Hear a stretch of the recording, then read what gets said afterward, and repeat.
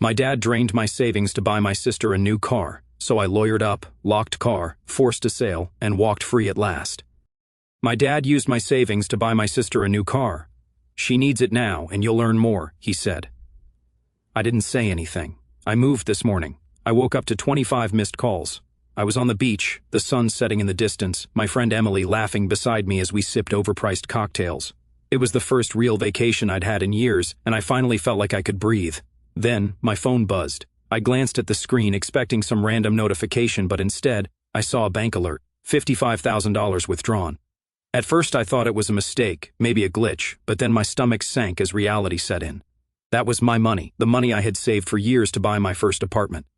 And there was only one possibility, my parents. They had access to my bank account. I had given it to them a long time ago, thinking, they're my parents, I trust them. If anything ever happened to me, they'd be able to handle my finances. But I had made it clear, only to use it for emergencies or something really important. I felt like I couldn't breathe. My fingers shook as I dialed my father's number. It rang and rang and rang. No answer. I called again. Nothing. Emily noticed my change in demeanor and asked what was wrong, but I couldn't even answer her. I called again and again. After 10 minutes of silence, my dad finally picked up. What happened? He said casually, as if I had called to chat about the weather. I didn't even say hello. Why did you take $55,000 out of my account? There was a pause. Then, as if I had just asked him what he had for dinner, he said, "Oh, that? Your sister finally got a good job. She has to be there tomorrow, and we can't have her showing up at a prestigious place in a suit on a bus. So, we withdrew the money and are going to buy her a new car. Bye." And he hung up. I just sat there staring at my phone. The sound of the waves, the chatter of the people around me, all faded into a dull hum. Emily put her hand on my arm and asked what had happened. When I told her, her eyes widened in disbelief. She tried to calm me down, but I couldn't stay there. There was no way I was going to sit on that beach and pretend everything was fine while my parents used my life savings to buy my sister a car. The vacation was over. That night, I booked the first flight back to the United States. We were supposed to stay 4 more days, but I couldn't wait. Emily understood, but I could tell she was disappointed. Still, she didn't argue. The next morning, as soon as we landed, I didn't even take her home. I called her a cab, apologized, and told her I had to go. She nodded, told me to call her later, and left. Then I drove straight to my parents' house.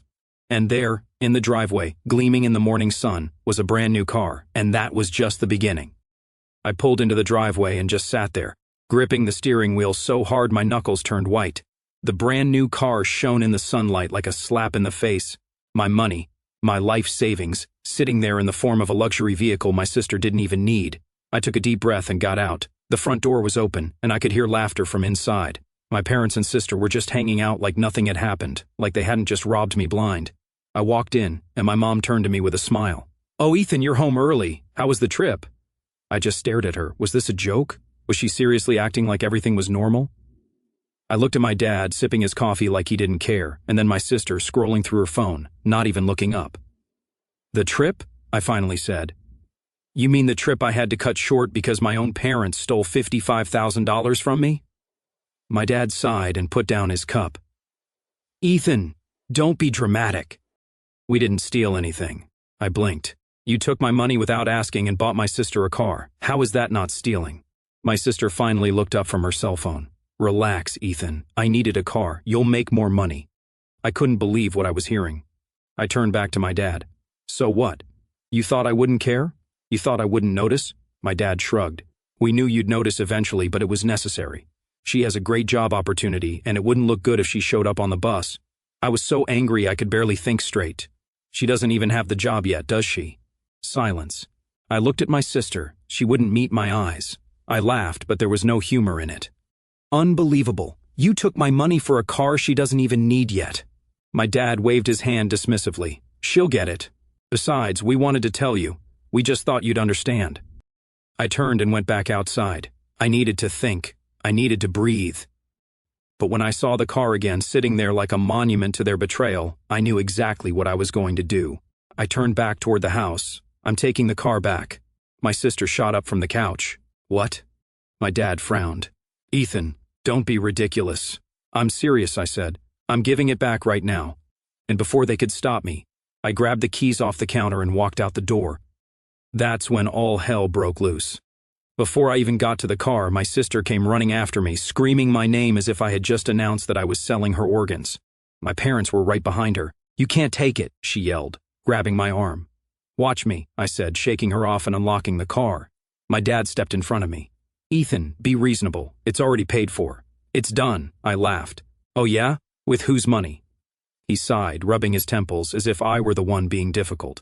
"Just let it go. You'll earn it back. Your sister needed it." I pushed past him and got in the driver's seat. My mom yelled something, but I didn't listen. I started the car, backed out of the driveway, and drove away. My heart was pounding. This wasn't how I imagined spending my first day back, but if they thought I was just going to roll over and take it, they were out of their minds. I went straight to the dealership. All the way there, my sister kept calling me, then my mom, then my dad. I ignored them all. As I pulled into the lot, I felt a small wave of relief. Maybe this would be easy. I'd explain the situation, return the car, get my money back, and be done with it. I walked in and found a salesman. "I have to return this car. It was bought with my money without my permission." The guy frowned. "All right, sir, do you have the bill of sale?" I shook my head. "No, my parents bought it, but it was with my money. I have the bank statement showing the withdrawal." He nodded slowly. "Okay, let me check the system. What's the name on the purchase?" I gave him my father's name. He typed for a moment, then stopped. His face changed. I didn't like that look. "Sir, you're not the owner of the vehicle." I stared at him. "What?" He turned the screen a little so I could see the car was registered to my sister. I felt like I had been punched in the gut. "No, that's impossible. You bought it with my money." "I understand," he said, "but legally, your sister is the owner. Only she can return it or sell it." I took a step back, my hands shaking. My parents hadn't just stolen from me, they made sure I couldn't even take the car back. My phone buzzed. My sister again. This time I answered. "You registered the car in your name?" She giggled. She really giggled. "Duh, it's my car." I hung up. I couldn't even speak. I got back in the car and just sat there. My own family had tricked me. They took my money, bought a car, and made sure I had no legal claim to it. But they underestimated me. I took out my cell phone and started making calls. If they wanted to play dirty, I could play dirty. I sat in the driver's seat, gripping the steering wheel so tightly I thought it might break in half. My own parents had legally barred me from getting my money back. My sister's smug little giggle was still ringing in my ears. I wasn't going to let this go. I started making calls. First, my bank. Maybe I could dispute the withdrawal? No luck. Since I'd given my parents access, the transaction was technically authorized. Next, I called some friends to see if anyone knew a good lawyer. Most of them were as shocked as I was, offering sympathy but not much help.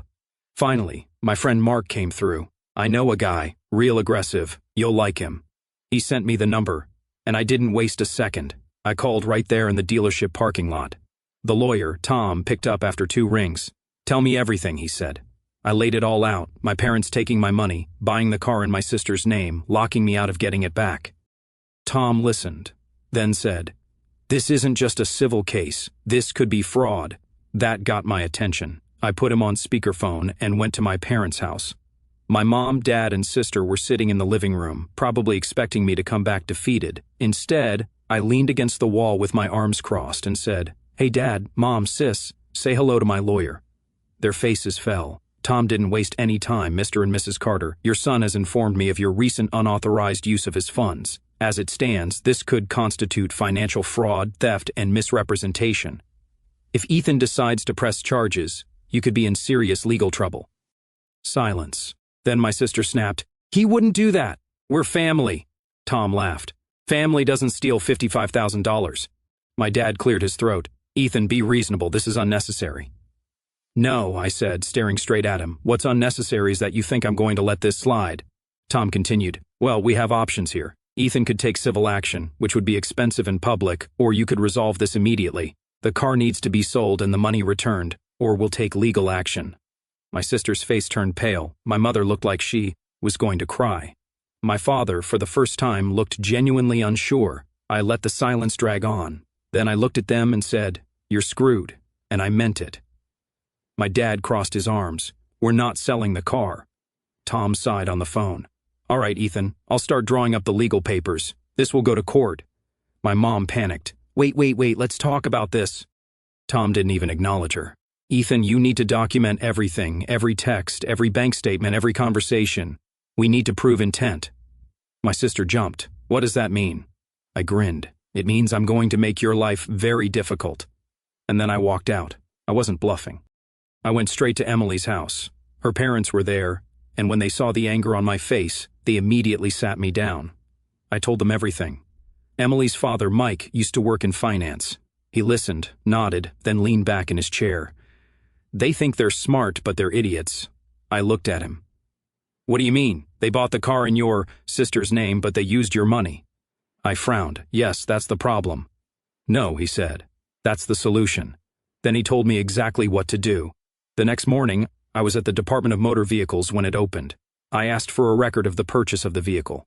Since I had proved that my money had been used, I filed a fraud report. They flagged the car, which meant my sister couldn't sell it, transfer it, or do anything legal with it until the issue was resolved. Then I went to my bank and froze the rest of my account, preventing any further withdrawals from my parents. By that afternoon, I had filed a police report for unauthorized use of funds. I didn't press charges yet, but I made sure it was on the record. That's when my dad called. You went to the police? Yes, I said, sipping my coffee. And the Department of Motor Vehicles. Oh, and my bank. He lost it. You're tearing this family apart over a car. No, I said. You did that when you stole from me. My mom got on the phone and sobbed. Ethan, please, we didn't think it would come to this. I almost laughed. You mean you didn't think I would fight back? Silence. Then my sister picked up the phone, her voice shaking. You locked the car? Yep. She screamed like an infant. That's when I knew I had won. The next morning, my phone exploded. My dad, my mom, my sister. They were all calling and texting me nonstop. I ignored every single one of them.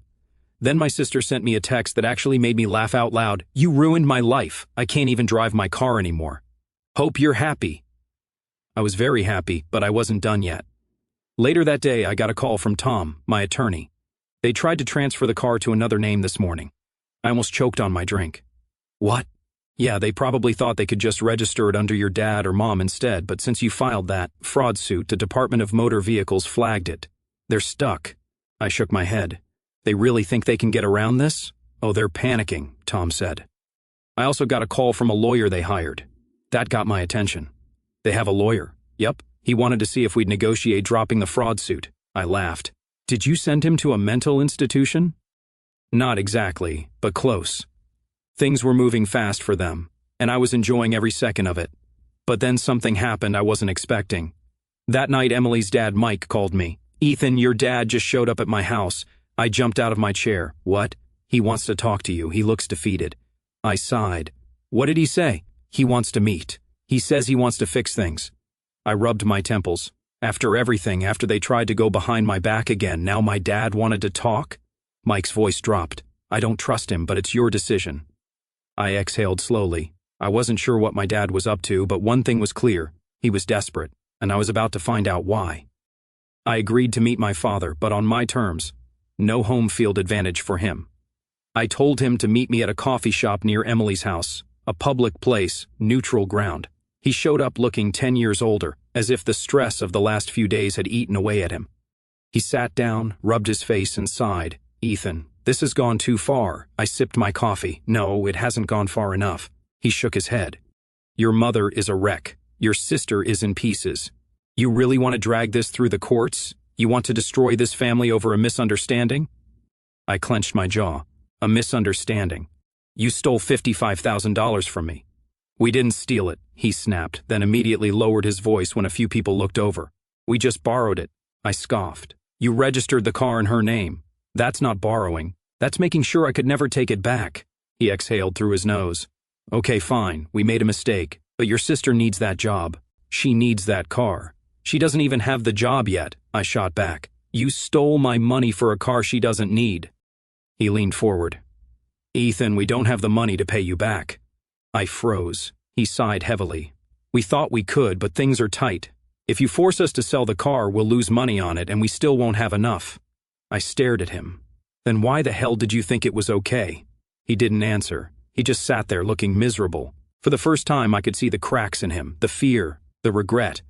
Not because he cared about what he had done to me, but because he realized he had backed himself into a corner. I sat back and crossed my arms. So, what do you want from me? He swallowed hard. We need time, just a few months. I'll figure something out and pay you back. I tilted my head. And I'm supposed to trust you after all this? Silence. Then he said something that sent a shiver down my spine. "If you take this to court, we could lose the house." I blinked. "What?" "The house is in bad shape financially," he admitted. "Legal fees, forced repayment. It could put us over the edge." I stared at him. I knew my parents were struggling financially, but I didn't know it was that bad. For a brief second, I felt something close to guilt. Then I remembered what they had done to me. I took a slow breath. "That's not my problem." His face fell. He had expected me to give in. I stood up. "You have one option: sell the car now and return whatever money you can. If you don't, I'll take this all the way, and I don't care what happens to the house." His hands clenched into fists. "Ethan, please!" I walked out. I had given them an out. If they didn't take it, then whatever happened next was on them. I didn't hear from my dad after that meeting. No texts, no calls, nothing. I figured he was scrambling, trying to figure out his next move.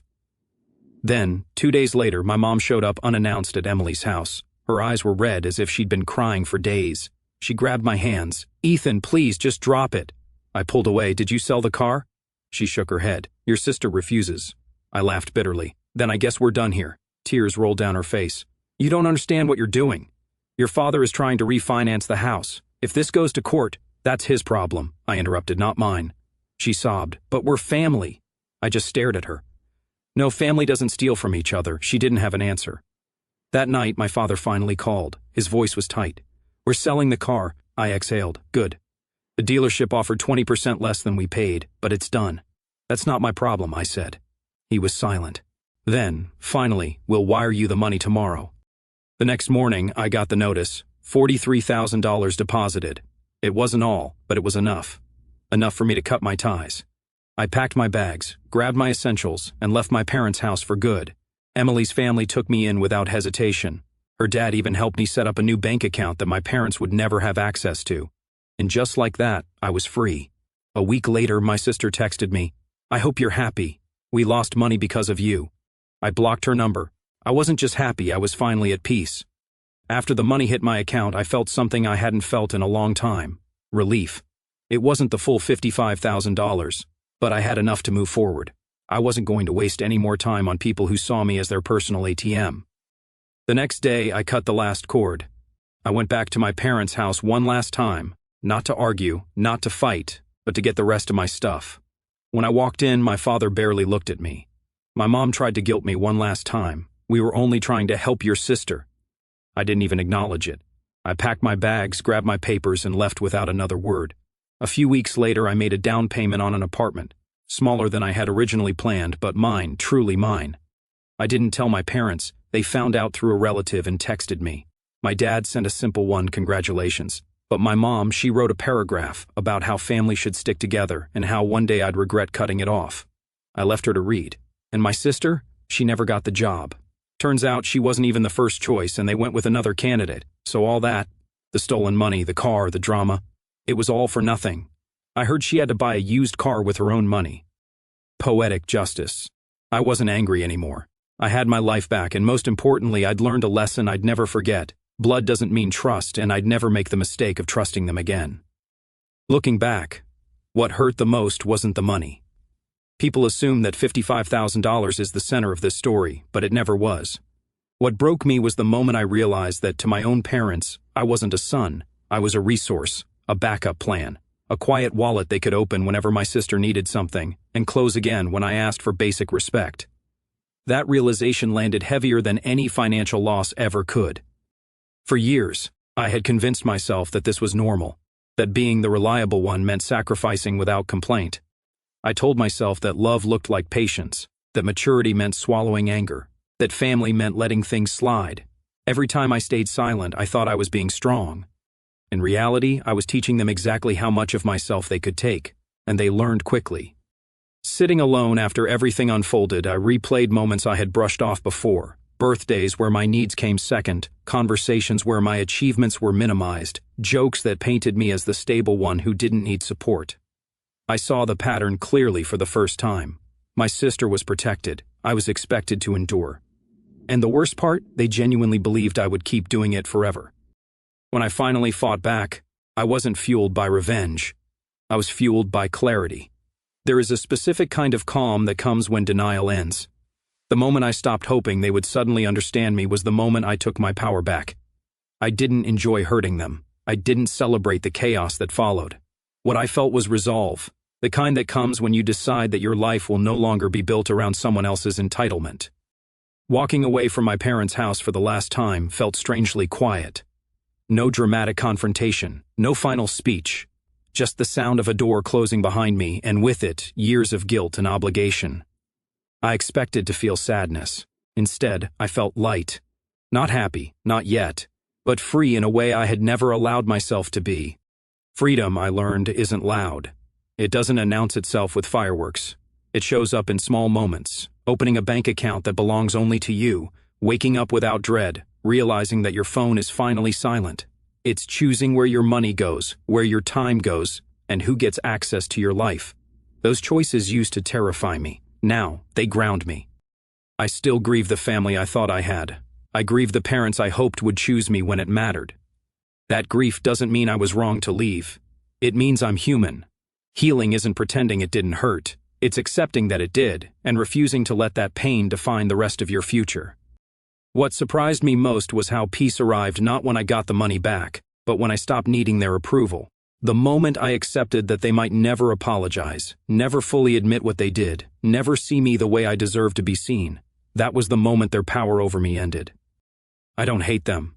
Hatred would mean they still occupy too much space in my heart.